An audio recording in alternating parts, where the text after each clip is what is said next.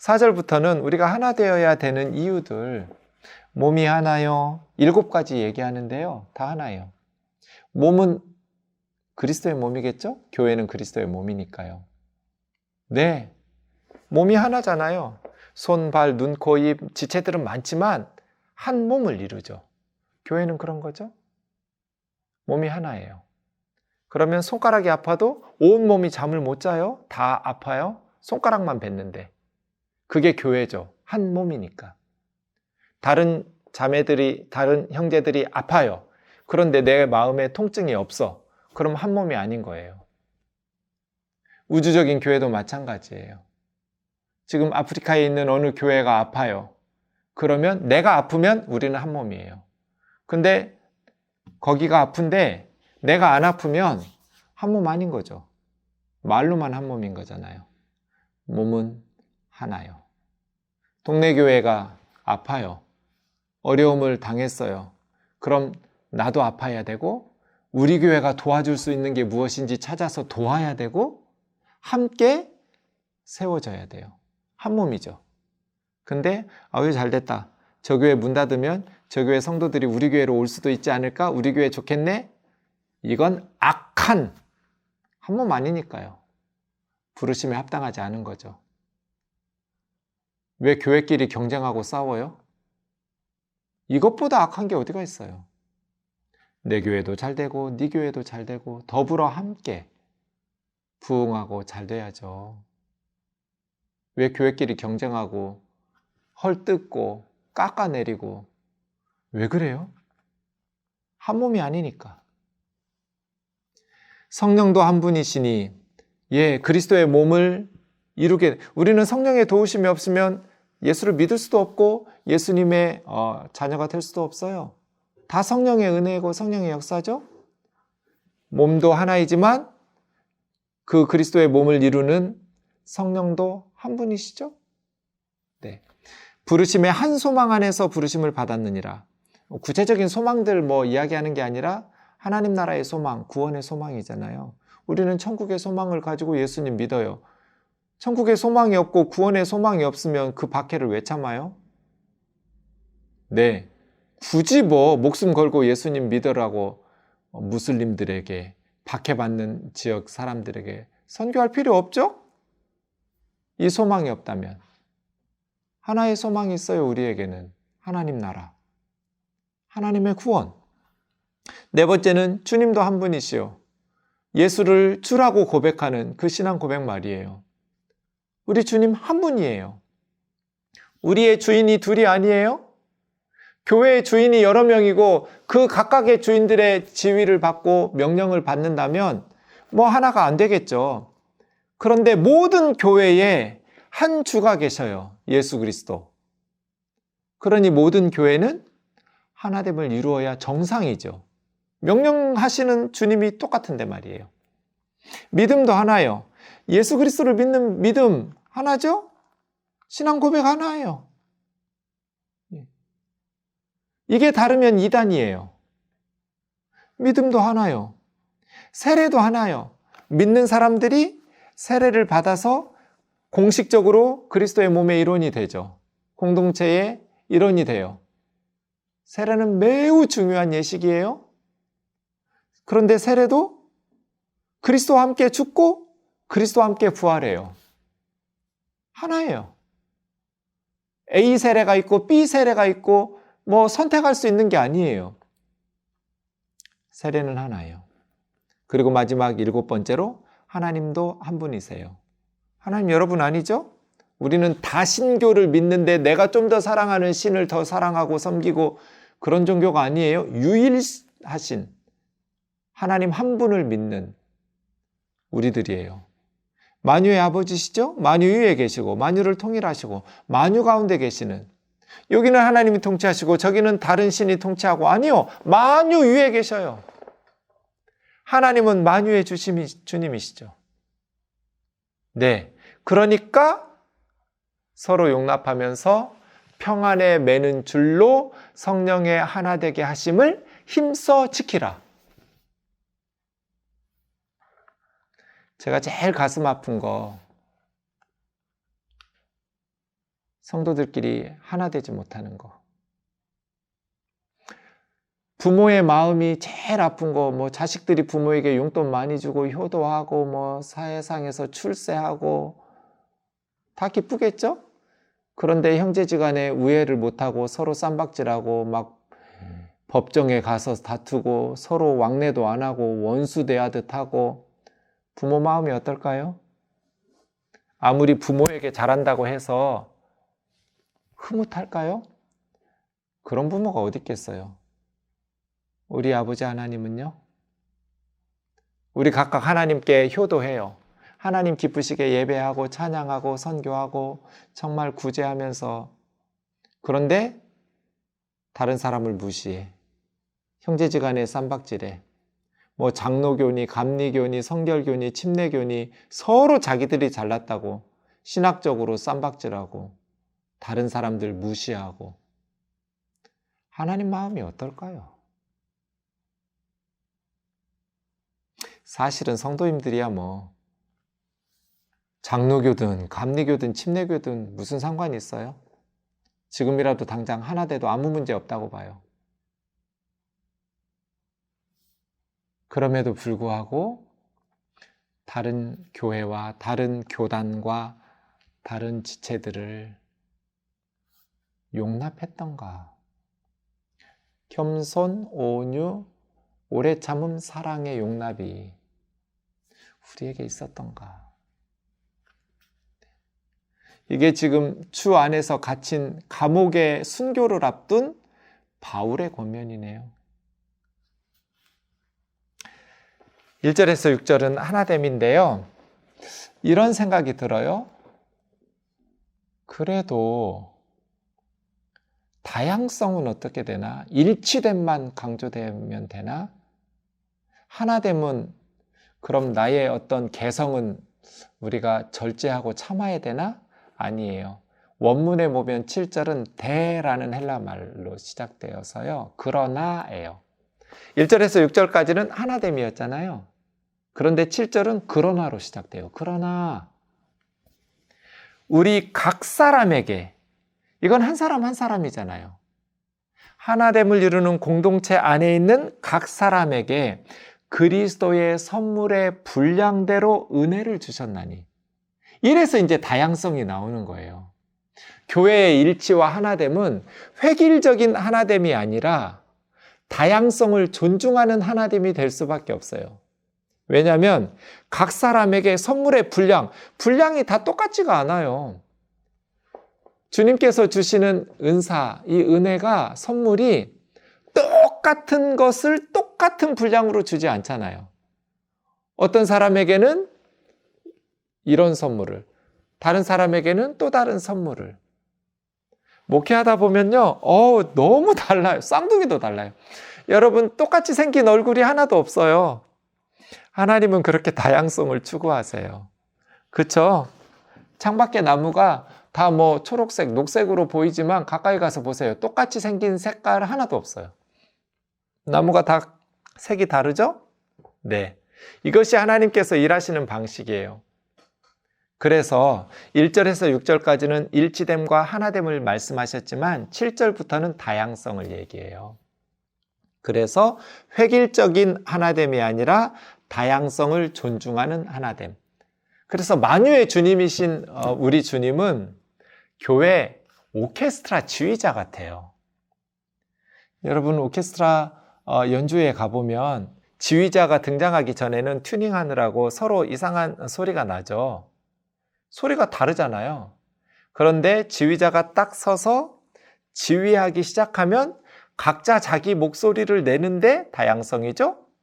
한 곡이죠. 하모니를 이루어가면서 정말 아름다운, 네, 독창은 아무리 잘해도 화음이 안 나오잖아요. 적어도 듀엣은 돼야 화음이, 독창도 좋지만 화음이 만들어내는 그 아름다운 소리는 진짜 황홀하잖아요. 우리 주님의 오케스트라인 교회를 지휘하시는 지휘 실력이 어때요? 탁월하시죠. 우리 주님 탁월하신 지휘자예요. 문제는 뭐예요? 연주하는 우리가 지 맘대로 소리 내니까 이상한 소리가 나는 거잖아요. 지휘하시는 주님의 지휘를 순종하면서 주님의 뜻에 순종해 간다면 교회가 싸울 일이 뭐가 있을까요? 너무 행복해질 것 같거든요. 이 말씀, 네. 가끔 북한 우리가 영상 볼 때 있는데요. 아이들이 무대 위에서 똑같은 옷을 입고 똑같은 동작으로 똑같은 표정으로 공연하죠. 예쁘던가요? 예쁘고 귀여울 수 있겠죠. 예뻐요. 그런데 좋아 보이던가요? 그렇지 않은 것 같아요. 네. 주님이 원하는 하나됨은 그런 하나됨이 아니에요. 그냥 각각의 개성을 존중하고 하나님께서 그렇게 다르게 만드셨잖아요. 그래서 각각 자기 일들을 하는데 너무 하모니를 이루면서 하나 돼요. 네. 뭐만 있으면 돼요? 다른 사람을 용납해주면 돼요. 용납하려면 네 가지. 내가 겸손해야 되고, 따뜻하고 부드러운 태도로 친절해야 되고, 온유. 오래 참아야 되고, 욱하고 성질내고, 난 뒤끝은 없어. 난 이런 사람 제일 미워. 자기야 성질 다 냈으니까 뒤끝이 안 생기죠. 그거 당한 사람은 뒤끝이 생기죠. 나는 뒤끝은 없어. 이걸 자랑이라고 그래요. 그걸 빌미로 계속 욱하려고. 옳지 않죠. 오래 참으라고 그랬는데 성경이. 인내, 오래 참음도 성령의 열매예요. 사랑, 마찬가지로 성령의 열매죠. 네. 이 네 가지가 있어서 용납하고 힘써서 하나됨을 지키는 교회들이 좀 그랬으면 좋겠고요. 그럴 때 다양성이 있지만, 왜냐하면 성령님께서 나눠주신 선물이 각각 분량대로 다르니까요. 종류도 다르고 분량도 달라요. 어떤 사람은 할머니, 할아버지 보면 그렇게 마음이 움직이나 봐요. 그래서 그렇게 사랑해요. 또 어떤 사람 보면 어린 유치원 아이들, 어린 꼬맹이들 보면 그렇게 마음이 움직이나 봐요. 그래서 또 그 아이들을 위해서 봉사하고 섬겨요. 어떤 분은 청년들만 보면 저처럼 막 속이 타나 봐요. 그래서 청년들에 대해서 기도하고 눈물 흘려서 부르짖고 어떻게든지 청년들 도와주고 싶고, 그렇게 청년들 보면 막 저절로 미소가 웃음이 나오고 장난치고 싶고, 끼워주지도 않는데 막 껴줘 하면서 막 뭉개고, 각각 다 다르죠. 네, 하나님이 주신 각 사람의 분량에 따라서 선물이 달라서 그래요. 다양성이 나오죠. 8절은 갑자기 좀 뜬금없어요. 시편 68편 18절 인용인데요. 언뜻 보면 이 말씀이 여기 왜 인용되고 있지 싶으실 거예요. 지금 교회 하나됨 이야기하고 있잖아요. 1절에서 6절 하나됨. 7절에서 이 1절에서 6절 하나됨은요, 진짜 어떻게 거부할 수 없는 하나됨이에요. 누가 반박할 수 있겠어요? 진짜 이 바울의 메시지, 하나님의 메시지예요. 누구도 반박할 수 없을 거예요. 그리고 7절은 다양성. 다양성 속에 하나됨. 근데 8절, 그가 위로 올라가실 때, 그분은 위로 올라가신 분 우리 예수님이잖아요. 주님의 부활 후의 승천. 예수님께서 위로 올라가실 때 사로잡혔던 자들을 사로잡으시고, 사로잡혔다라는 건 포로잖아요. 포로된 자들을 사로잡으시고 사람들에게 선물을 주셨다 하였도다. 올라가실 때 사로잡혔던 자들을 사로잡으시고 사람들에게 선물을 주셨다. 이 구절이 왜 인용되었을까요? 그래서 언뜻 보면 왜 그랬지? 네, 좀 더 읽어볼게요. 9절. 올라가셨다 하셨은즉 땅 아래로 낮은 곳으로 내리셨던 것이 아니면 누구냐? 그러니까 시편에서 위로 올라가실 때 했으니까 위에서 내려오셔야 올라가시잖아요. 그래서 9절에 올라가셨다고 시편에서 말했으니까 땅 아래 낮은 곳으로 내려오셨던 것이 아니면 뭐겠냐? 이 9절이 예수님 얘기다, 요 얘기하는 거죠. 예수님께서 내려오셨다가 내리셨던 그가 곧 모든 하늘 위 높은 곳으로 오르신 자니 얼마만큼? 하나님의 우편에 앉으실 만큼 만물을 충만케 하려 하심이라. 네. 그러니까 예수님께서 땅 아래로 내려오셔가지고 위로 쫙 올라가셔가지고 만물을 충만케 하시는데 이제 예수님의 뜻 가운데서 그때 사로잡혔던 자들을 사로잡으시고 사람들에게 선물을 주셨다. 그 앞에 7절에서 각 사람들에게 선물 주셨다고 했잖아요. 각 사람의 분량대로 선물을 주셨다. 그러니까 시편의 이 말씀이 예수님 이야기다. 예수님께서 땅에 내려오셔서 올라가시고 그때 사로잡혔던 자들에게 사로잡혔던 포로로 잡혀있던 자들을 예수님이 잡은 거예요. 그러니까 우리가 죄와 사망의 포로로 사로잡혔었잖아요. 그들을 이제는 예수님께서 오셔서 죄와 사망의 포로됨에서 풀어 자유하게 해주시고 죄와 사망의 권세에서 자유를 주시고 그 다음 주님이 다시 사로잡았죠. 이제는 죄와 사망의 주인 아래서 고통받았던 사람들이 이제 그들에게서는 풀려나가지고 그 풀려주신 예수님의 포로가 된 거예요. 사탄의 포로되었던 우리들을, 그게 사로잡혔던 자들이에요. 자유케 사탄의 포로됨에서 풀어주면서, 죄와 사망에서 풀어주면서 사로잡으시고 이제는 해방시켜주신 예수님의 종으로, 예수님의 일꾼으로, 그러니까 우리가 죄와 사망으로부터 자유케 된 건 방종, 우리 뜻대로 우리 맘대로 방종하면서 살도록 예수님께서 우리 죄를 용서하시고 풀어주신 건 아닌 거죠. 그죠? 예, 사로잡혔던 자들을 포로됨에서 자유케 주신 후에는 주님의 포로로 다시 사로잡아서 그들에게 은사, 선물을 주셨다. 은혜로운 선물을 주셨다. 그럼 이제 우리는 구원이라는 게 주인 바꿔치기거든요. 죄와 사망, 사탄의 종노를 해서 예수 그리스도의 주인이 바뀐 거예요. 예수 그리스도로 주인이 바뀌어서 은혜와 생명, 의와 생명의 영역, 하나님 나라 백성으로 소속이 바뀐 거잖아요. 그럼 이제 우리는 예수님께 사로잡힌, 죄와 사망에서 자유니까 방종 아니에요. 내 맘대로 사는 거 아니에요. 예수님의 종답게 예수님께 사로잡힌 자의 삶을 살아가도록 우리에게 선물을 주셨다. 방종하고 맘대로 살아가면 안 된다. 부르심에 합당하게 행하며 살아야 된다. 우리는 주님의 종이니까 주님의 지위에 따라서 순종하면서 살아야 된다. 그건 뭐예요? 안 맞아. 진짜 나하고 안 맞아. 어떤 형제님이 자기 와이프만 아니면 세상의 모든 여자하고 맞춰가지고 살 수 있을 것 같다고. 제가 뭐라고 대답했을까요? 그 와이프도 그럴 거라고. 당신만 아니면 세상의 모든 남자하고 부부로 살 수 있을 것 같을 거라고. 뭐가 없어서 그래요? 겸손, 온유, 오래 참음, 사랑의 용납.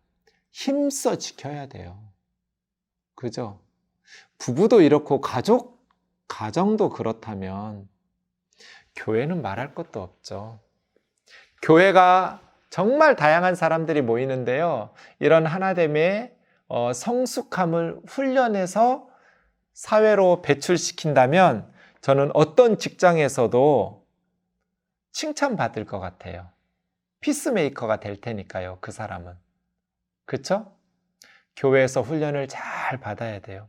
이런 공동체의 성숙함을 훈련받는 걸 거부하고, 그래서 저는 대형교회에 다니는 것이 이런 문제점이 있다고 봐요.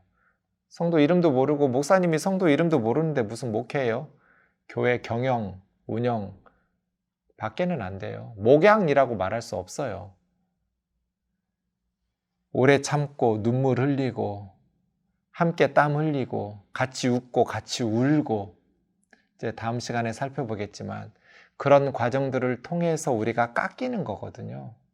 그렇게 해서 우리가 훈련이 되어지면서 교회 안에서 12제자 그룹 내에서 하나됨, 그리고 교회 공동체 안에서 하나됨, 그렇게 성숙하지 않으면 불가능하거든요. 그런 과정들을 통해서 사회를 소금과 빛으로서, 피스메이커로서 평화의 복음을 전달하는 자로서 갈등을 완화시키면서 하나 되게 만들어가는 사명. 정말 우리 사회의 가장 큰 숙제, 지금 현재 우리나라의 가장 큰 숙제가 이 진실한 공동체 아닌가요? 이 갈등을, 우리 옛날보다 진짜 잘 사는 나라 됐잖아요. 전 세계가 부러워하는 나라예요. 지금 우리나라 정말 대단한 나라예요. 어쩌면 이런 복을 누려요. 그런데 우리 불행하죠. 왜요? 옛날보다 훨씬 잘 살게 됐는데 왜 우리는 행복하지 못할까요? 하나됨이 없어서잖아요. 쌈박질하고 갈등이 생기고 이기적이고 경쟁만 격화되고. 제가 전세 사는데 우리 집주인이 이 집 정말 운수 좋은 집이라고, 이 집 와서 집값이 2배나 올랐다고, 여기 사니까 선생님도 잘 될 거라고 저한테 그러더라고요. 근데 제 마음속에 집값이 2배나 올란 게 그게 운이 좋은 건가? 그걸 기뻐해야 될 일인가? 여러분, 불로소득이 생기면 누군가는 땀 흘려 일했는데 자기 것을 누리지 못하고 빼앗기는 거잖아요. 돈이 하늘에서 떨어지지 않아요. 그건 대부분 다음 세대가, 우리 시대에 가장 악한 거는요, 세대 간 착취예요. 기성세대가 기득권과 유리한 고지를 먼저 점령했잖아요. 자본을 가지고 있으니까. 그거 다 사들여가지고 다음 세대, 불리한 위치에 있는 청년들, 우리 아이들 세대가 이제는 집을 살 수도 없고, 죽으라고 일해서 월급 조금 받으면 월세로 많이 내고 근근히 청년들이 살아가야 되는 이런 세상을 우리 세대가 만들어 놓고, 저는 하나님 앞에 진짜 얼굴을 들 수가 없어요. 너무 부끄러워서. 이런 걸 축복이라고 말하고, 이런 걸 운이 좋았느니 복을 받았다느니 집값이 2배로 뛰어가지고 진짜 철이 없어도 이기적이어도 이렇게 이기적이고 이렇게 철이 없고 이런 악한 세상을 만들어 놓고 하나됨을 이야기하고 진짜 뭐 하자는 거예요? 부르심 받은 일에 합당하게 행하라. 하나됨을 이루고 모든 세대가 행복하고, 지금 이 본문이 우리 사회의 가장 큰 숙제 아닌가요? 누가 할까요? 성령의 사람인 그리스도인들부터 희생하고 그리스도인들부터 사랑을 외치고, 말로만 사랑이 아니라 물질, 법, 제도, 시스템 더불어 함께 행복한, 경쟁을 완화시키고 힘을 모아서 더불어 함께 으쌰으쌰 해주면서 청년들이 꿈을 펼쳐갈 수 있도록, 다음 세대들이 희망을 가지고 살아갈 수 있도록 구체적으로 하나님의 뜻에, 말씀에 순종하면서 교회가 앞장서서 쓸데없는 화려한 예배당 건물 짓는데 돈 쏟아붓지 말고 소박하게 짓고, 그 많은 자원을 가지고 절망 가운데 헤매고 있는 이 땅의 백성들의 신음소리를 듣고 그들의 눈물을 닦아주는 데 물질을 쓰고 그들을 위해서 함께 울고 기도하고 더불어 함께 하나님 앞에 나아간다면 한국 교회가 존경받지 않을까요? 역사의 희망이다. 우리 사회에 교회밖에 없다. 교회가 희망이다. 안 믿는 사람들이 이렇게 말하지 않을까요? 여러분, 여러분 본문을 어떻게 보는지 모르겠어요. 저는 본문 볼 때마다 너무 가슴이 아파요. 이 말씀을 진짜 모든 사람들에게 큰 소리로 외치고 싶어요. 몸이 하나라고, 성령도 하나이시고, 우리가 하나의 소망이 있고, 주님도 하나이시고, 믿음도 하나이고, 세례도 하나이고, 하나님도 한 분이라고, 평안의 띠로 하나에게 묶어주신 성령의 하나 되게 하심을 힘써 지키라고. 그러기 위해서 제발 겸손하고 온유하고 오래 참고 사랑으로 용납해 주자고. 다른 사람들 정죄하지 말고 용납함으로 하나됨을 힘써 지키자고. 그럴 때 교회는 세상과 역사의 희망이라고. 주님 앞에서 정말 기도하고 이 말씀의 성취를 위해서 로마 지하 감옥에서 간절히 기도하면서 성도들에게 권면했던 이 바울의 권면이 주님의 음성으로 우리의 마음에 깊이 새겨졌으면 좋겠습니다. 각자 이를 위해서 어떻게 적용할지 개인적으로 공동체적으로 적용하면서 기도하고 실천하면서 순종할 수 있기를 원합니다. 다음 시간에 뵐게요. 감사합니다.